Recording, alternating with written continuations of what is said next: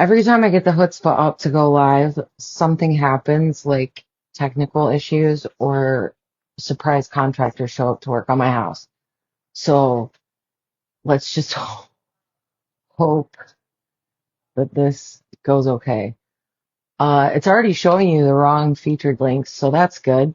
It's Christmas in July, and I was invited by Plaid Crafts to participate by stitching an ornament set of my choice, and I chose Toyland Treasures. At the end of the month, when I finish this, I'm going to send it off as a donation to a family.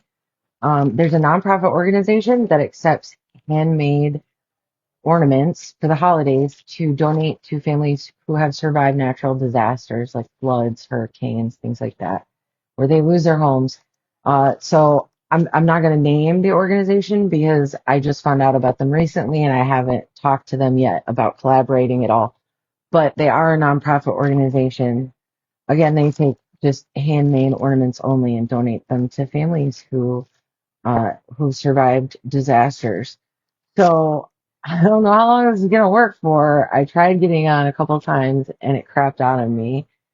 If you go to plaidonline.com, which is where you can find all your Plaid Crafts and Bucilla brand goodies, you can use my promo code kellyjmendenhall.com, Kelly J Mendenhall,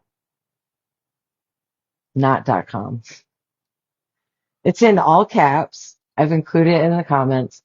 It's in all caps so that it is case sensitive, just so you know. But you can save 15%.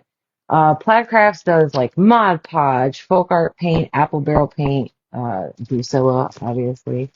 They have crochet kits and all kinds of different things. So anything you find to make for your heart's desire, you can save 15% if you use my promo code Kelly J Mendenhall. Thank you. All right, so I've got my beadboard almost set up. If you're new here, this is a custom bead and sequin board my friend Brad and I came up with for making these kits, and I do sell them on my website. I've got my beadboard mostly set up, but I've got a couple of colors on here that I don't need for this kit. I used them on one of the last kits. Let's open this up. I'll kind of show you guys my process a little bit for getting these kits together. The first thing I do is set up my supplies and my boards. I was trying to decide whether or not I wanted to use just the sequins and things that are provided in the kit, or if I wanted to kind of use some of my own supplies to make it a little extra sparkly. And I think since we are going to be sending this to a family who has lived through some type of horrible disaster and lost everything, I think that extra sparkle can't be bad, right? So hopefully they'll be able to feel the love in it when they get it. When you open the kit, your sequins will come pre-sorted in these little plastic sleeves. And in this case, the beads are separate from the sequins. They're in their own plastic sleeves. Sometimes they're all together. It just depends on how many colors. You get 2 needles, and these needles are perfect for using for your kit. They give you everything you need to create the kit in the kit, or to create the ornaments in the kit. So this is all the floss. I will go through and separate that later. Uh, all right. Here's a thing that you might not know if you're just starting these kits, and it sometimes eludes some of us. On the back of the cover is where you will find a stitch chart for the different color threads and the different stitches that you're going to do. Sometimes people miss that because they don't expect it to be on the back of the cover image, and it can be a little hard to do without the stitch chart. So this is what the instructions look like. They're just simple black and white. This one's a little bit different than some of the other kits I've done, and I have kits from all different eras, but this has